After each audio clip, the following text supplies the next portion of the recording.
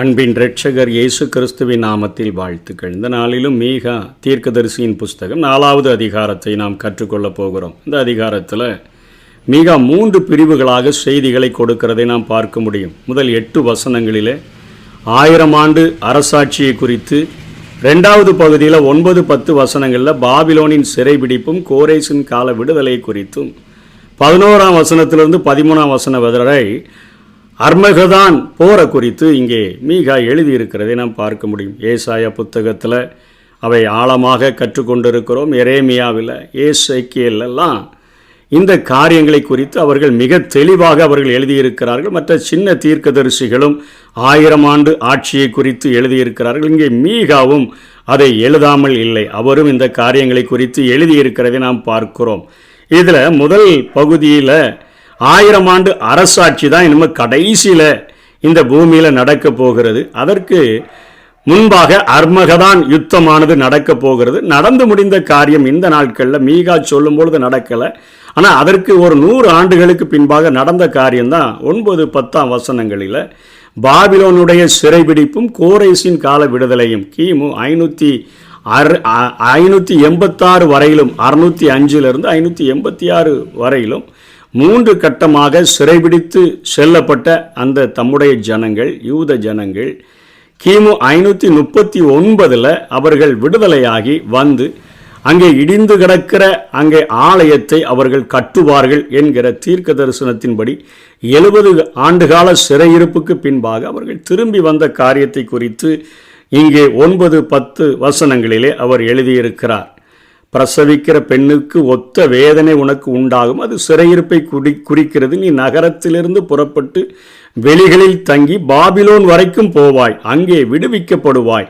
அங்கே கர்த்தர் உன்னை உன் எதிரிகளின் கைக்கு நீங்களாக்கி மீட்பார் என்று சொல்லி 70 ஆண்டுகள் கழித்து, அதாவது கிமு 539 கோரேசினுடைய நாட்களில் நீங்கள் விடுதலை பெற்று வருவீர்கள் என்கிற காரியத்தை குறித்து இங்கே மீகா தீர்க்க தரிசனம் உரைக்கிறதை பார்க்கிறோம். அதனை தொடர்ந்து தான் இங்கே 2வது பகுதியாக கடைசியில் எழுதி வச்சிருக்கிறார். அது 11ஆம் வசனத்திலிருந்து 13ஆம் வசனம் வரையிலும் சீயோன் தீட்டுப்படும்படியாக எங்கள் கண்கள் அவளை காண்பதாக எல்லாம் சொல்லி அநேக ஜாதிகள் இந்த உபத்திரவ காலம், மகா உபத்திரவ காலங்கள் முடிந்த பின்பாக அங்கே இஸ்ரவேலுக்கு விரோதமாக யுத்தத்திற்கு கூட்டம் கூடி வருவார்கள்.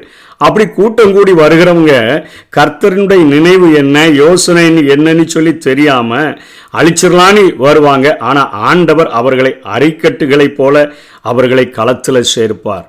இந்த உபத்திரவ காலம், மகா உபத்திரவ காலம் முடிந்த பின்பாக இயேசு கிறிஸ்துவனுடைய 2வது வருகையில் ஒரு மகா பெரிய யுத்தத்தை, அர்மகதான் போரை ஆண்டவரே முன்னின்று, இயேசுவே முன்னின்று நடத்துவார்.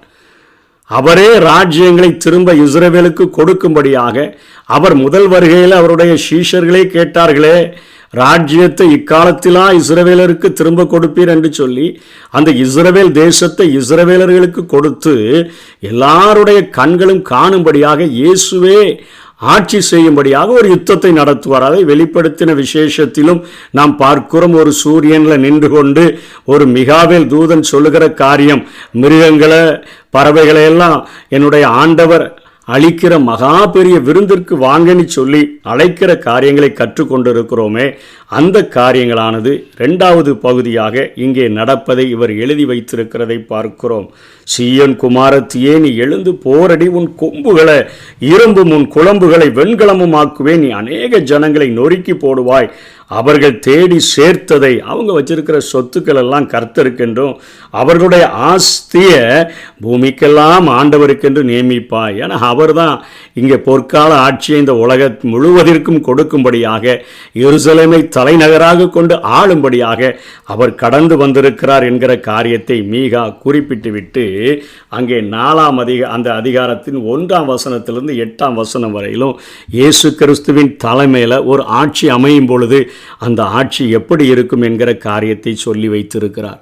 கடைசி நாட்கள், இன்னைக்கு தேவன் இவ்வுலகம் முழுவதையும் ஆளப்போகிறார் என்கிறத சொன்னால் யாருமே நம்புறதில்லை. ஒவ்வொரு நாட்டுக்கு ஒவ்வொரு பிரதமர்கள் இருக்கிறார்கள், ஒவ்வொரு படைகள் இருக்குது, தங்களை பாதுகாப்பதற்கென்று அநேக காரியங்களை செஞ்சு வச்சிருக்கிறாங்க. உலகம் முழுவதையும் இயேசு எப்படி ஆளுவார் என்று சொல்லி இன்னைக்கு அநேக காரியங்களை, கருத்துக்களை வெளிப்படுத்துகிறவர்களாக இருக்கலாம். மனிதனுடைய திட்டங்களை, யோசனைகளை எல்லாம் தவிடுபொடி ஆக்கிட்டு கடைசி நாட்களில் எப்படி தானியேல் ஒரு தரிசனத்தை பார்த்தாரோ, கையால் பெயர்க்கப்படாத ஒரு கல் அது உருண்டு வந்து அந்த சிலையினுடைய பாதத்தில் மோதி அவைகளை எல்லாவற்றையும் இந்த பூமி முழுவதிலும் பறக்கடிக்க வச்சுட்டு பெரிய பர்வதமாக மாறினதோ, அதே போல இயேசு கிறிஸ்து இந்த உலகம் முழுவதையும் ஒரே ஆட்சியாளராக, ஒரே அதிபதியாக இருந்து ஆளுகிறவராக, ராஜாதி ராஜாவாக இறங்கி வரப்போகிறதை இங்கே மீகாவும் சொல்லுகிறார். கர்த்தருடைய கடைசி நாட்களில் கர்த்தருடைய ஆலயமாகிய பர்வதங்களின் கொடுமுடியில் ஸ்தாபிக்கப்பட்டு மலைகளுக்கு மேலாய் உயர்த்தப்பட்டிருக்கும். எல்லா ஜாதிகளும் அதனிடத்திற்கு ஓடி வருவார்கள். திரளான ஜாதிகள் புறப்பட்டு வந்து நாம் கர்த்தரின் பர்வதத்துக்கும் யாக்கோபின் தேவனுடைய ஆலயத்துக்கும் போவோம் வாருங்கள், அவர் தமது வழிகளை நமக்கு போதிப்பார், நாம் அவர் பாதைகளில் நடப்போம் என்பார்கள். இன்னைக்கு வழிகள் போதிக்கப்படுது, பாதையில் யாருமே நடந்த மாதிரி தெரியல, மனம் திரும்பாத ஜனங்களை பார்க்கிறோம். அன்னைக்கு அவர் போதிக்கும் பொழுது அங்கே எல்லாரும் அதன்படி நடப்போம் என்று நடப்பார்கள். ஏனெனில் சியோனில் இருந்து வேதமும் எருசலேமில் இருந்து கர்த்தரின் வசனமும் வெளிப்படும். அவர்கள் திரளான ஜனங்களுக்கு நியாயம் தீர்த்து தூரத்தில் உள்ள பலத்த ஜாதிகளை கடிந்து கொள்வார். அப்பொழுது அவர்கள் தங்கள் பட்டயங்களை மண்வெட்டிகளாக, தங்கள் ஈட்டிகளை அரிவாள்களாகவும் அடிப்பார்கள். ஒரு ஜாதிக்கு விரோதமாய் மறு ஜாதி பட்டயம் எடுப்பதில்லை. இனி அவர்கள் யுத்தத்தை கற்பதும் இல்லை. யுத்தமே இருக்காது. இயேசு கிறிஸ்துவின் ஆட்சியில் உண்மையிலே அவர் சமாதான காரணராக இந்த உலகம் முழுவதையும் ஆளுவார். இதற்கு முந்தின அதிகாரத்தில் அங்கே ஆளுகிறவர்கள் எப்படி இருந்தார்கள், ஆசாரியர்கள் எப்படி இருந்தார்கள், தீர்க்கதரிசிகள் எப்படி இருந்தார்கள், அதற்கு அப்படியே நேர்மாறாக என் ஆண்டவர் இருக்கிறதை பார்க்கிறோம். அங்கே தூரத்தில் இருக்கிறவனை, பலத்த ஜாதியாக இருந்து சேட்டை பண்ணுகிறவனை அவர் கடிந்து கொள்வார் என்று சொல்லி பார்க்கிறோம். அங்கே ஆண்டவர் சியோனிலிருந்து வேதத்தை, எருசலேமிலிருந்து கர்த்தருடைய வசனத்தை வெளிப்படும்படியாக செய்வார். திரளான ஜனங்களை அவர் சரியாக நியாயம் தீர்க்கிறவராக இருப்பார். அப்படி நியாயம் தீர்க்கும் பொழுது ஜனங்களுக்குள்ளாக, தேசங்களுக்குள்ளாக அங்கே பட்டயங்களை மண்வெட்டிகளாக மாற்றிடுவாங்க. இன்றைக்கி மண்வெட்டியை பட்டயமாக மாற்றி யுத்தம் நடந்து கொண்டிருக்கிறது. உலக சமாதானம் ஐநானிலாம் சொல்லி பார்த்தும் கூட மண்வெட்டியை பட்டயமாக்கி இன்றைக்கி எப்படி மற்றவனை அழிக்கலான்னு நினைக்கிறாங்க. ஈட்டிகளை அரிவாள்களாக அந்த நாட்களில் மாற்றிடுவாங்க. அறுவடை செய்கிறதுக்கு இன்றைக்கி அரிவாளை ஈட்டியாக மாற்றி யாரை குத்தலான்னு சொல்லி இருக்கிறாங்க. ஒரு ஜாதிக்கு விரோதமாக மறு ஜாதி பட்டயம் இன்னைக்கு எடுத்துக்கிட்டு இருக்கிறாங்க. அந்த 1000 ஆண்டு ஆட்சியில் அவர்கள் எடுப்பதில்லை. அங்கே யுத்தம் கற்பிக்கப்படுவதில்லை. இன்றைக்கி உலகம் முழுவதிலும் சின்ன நாடாக இருக்குதோ, பெரிய நாடாக இருக்குதோ, அவர்களுக்கு செல்வாக்கு இருக்குதோ, பணம் இருக்குதோ, தங்கள் பாதுகாப்புக்கென்று மிலிட்ரிக்காக, அவர்கள் பாதுகாப்புக்காக எவ்வளோ பணங்களை செலவிடுகிறார்கள். அந்நிய தேசத்திலிருந்து அந்த காரியத்தை வாங்கணும், இதை வாங்கணும், பாதுகாப்பு கருவிகளை வாங்கி நாங்கள் பாதுகாப்பு படைகளை பெருக்கி வைத்திருக்கிறோம் என்று சொல்லுகிறத தான் இன்னைக்கு சின்ன நாடுகள்ல இருந்து பெரிய நாடுகள் வரையிலும் பார்க்கிறோம். ஆனால் 1000 ஆண்டு ஆட்சியில் அங்கே யுத்தத்தை கற்பிப்பதும் இல்லை, கற்பிக்க வேண்டிய அவசியமும் இல்லை. அங்கே பட்டயம் தேவையில்லை, அது மண்வெட்டியாக மாறிடும். ஈட்டி தேவையில்லை, அவைகள் அருவாளாக மாறிடும். அவன் தன் திராட்சை செடியின் நிழலிலும் தன் அத்தி மரத்தின் நிழலிலும் பயப்படுத்துவார் இல்லாமல் உட்காருவான். சேனைகளுடைய கர்த்தருடைய வாய் இதை சொல்லிற்று. அதாவது இன்றைக்கெல்லாம் நைட்டு படுத்துட்டு காலையில் திறந்து பார்த்தா அந்நிய படைகள் உலாவிக் கொண்டிருக்கிறதை பார்க்கிற கொடுமையான நாட்களில் வாழ்ந்து கொண்டிருக்கிறோம். இஸ்ரவேல் தேசத்தில் திடீரென்று அமாஸ் தீவிரவாதிகள் 5000 ஏவுகணைகளை ஏவினார்கள் என்று சொல்லும் பொழுது அவர்கள் திறந்து பார்க்கிற அந்த நேரத்தில் கைதிகளாக பிடித்து செல்கிற காரியங்கள், பிணங்களாக மாற்றப்படுகிற காரியம், இவர்கள் பதிலுக்கு அடிக்கும்பொழுது அங்கே ஏற்படுகிற கொடுமையான காரியங்கள், இவைகளெல்லாம் நடக்குது.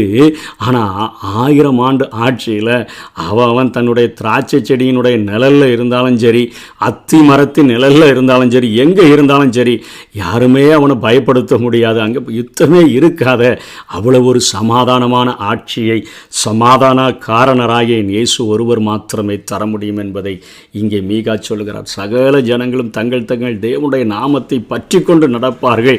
நாங்களும் எங்கள் தேவனாகிய கர்த்தருடைய நாமத்தை பற்றி கொண்டு என்றென்றைக்கும் உள்ள சதா காலங்களிலும் நடப்போம். கர்த்தர் சொல்லுகிறது என்னவென்றால், அந்நாளிலே நான் நொண்டியானவளை சேர்த்து தள்ளுண்டவளையும் தீங்கு அனுபவித்தவளையும் கூட்டிக் கொண்டு நொண்டியானவளை மீதியான ஜனமாகவும் தூரமாய் தள்ளுண்டு போனவளை பலத்த ஜாதியாகவும் வைப்பேன். அவர்கள் பேரில் கர்த்தர் சீயோன் பர்வதத்திலே இது முதல் என்றென்றைக்கும் ராஜாவாயிருப்பார். இயேசு கிறிஸ்து ஒருவரே. ஏழை எளிய ஜனங்களுக்கு, துரத்துண்டு போனவர்களுக்கு, அடிபாடுபட்டு இருக்கிறாங்கன்னு சொல்கிறோமே, அவர்கள் எல்லாருக்கும் அவரே ராஜாவாக இருப்பார். மந்தையின் துருக்கமே, மந்தையினுடைய அந்த ஆடுகளினுடைய காவல் மாடமேன்னு சொல்கிறோமே, காவல் கோபுரமே, மந்தையை காக்கிற கோபுரமாக அவர் இருப்பார். சீயோன் குமாரத்தின் அரணே, இயேசு கிறிஸ்துவே சீயோன் குமாரத்தின் அரணாக இருப்பார். முந்தின ஆளுகை உன்னிடத்தில் வரும், ராஜரிகம் எருசலேம் குமாரத்தின் இடத்தில் வரும். நீங்கள் தான் எருசலேமை தலைநகராக கொண்டு அந்த உலகம் முழுவதையும் ஆளுகிற ஒரு ஆட்சியானது இந்த உலகம் முழுவதிலும் காணப்படும் என்று சொல்லி இங்கே சொல்லுகிறதை பார்க்கிறோம். இப்பொழுதும் நீ சத்தமிட்டு கதறுவானேன், ராஜாவானவர் உன்னிடத்தில் இல்லையோ, உன் ஆலோசனைக்காரர்கள் அழிந்து போன. இது திரும்ப அந்த சிறையிருப்பின் நாட்களை குறிக்கிறது. 8 வசனங்கள் வரையிலும் 1000 ஆண்டு அரசாட்சியை இங்கே சொல்லி இருக்கிறதை பார்க்கிறோம். ஏசாயாவிலும் இதே வசனங்களை ஏசாயா தன்னுடைய அதிகாரத்தில் எழுதியிருக்கிறார். கடைசி நாட்களில் அங்கே பர்வதத்தின் கொடுமுடியில் கர்த்தருடைய ஆலயம் ஸ்தாபிக்கப்படும் என்கிற காரியத்தை சொல்லி அவரும் எழுதி முடிக்காமல் இல்லை. ஆகவே அர்கமதான் யுத்தம் நடப்பதற்கு முன்பாக, உபத்திரவ காலம், மகா உபத்திரவ காலம் இந்த பூமியில் வருகிறதற்கு முன்பாக இரகசிய வருகை என்று ஒன்று இந்த சபைக்காக இருக்கிறது. சபையின் நாட்களில், கிருபையின் யுகத்தில் வாழ்கிற நம்ம அவர் எடுத்துக்கொள்ளும்படியாக நம்மை பரிசுத்தப்படுத்துவோம், ஆயத்தமாகுவோம். கர்த்தர் தாமே நம்மை ஆசீர்வதிப்பாராக. ஆமென். எருசலேம் நகரம் மலைகளால் எப்போதும் சூழ்ந்து இருப்பது போல், எருசலேம் நகரம் மலைகளால் எப்போதும் சூழ்ந்து இருப்பது போல், இப்போதும் எப்போதும் கர்த்தர் நம்மை சூழ்ந்து சூழ்ந்து காத்திடுவார். இப்போதும் எப்போதும் கர்த்தர் நம்மை சூழ்ந்து சூழ்ந்து காத்திடுவார்.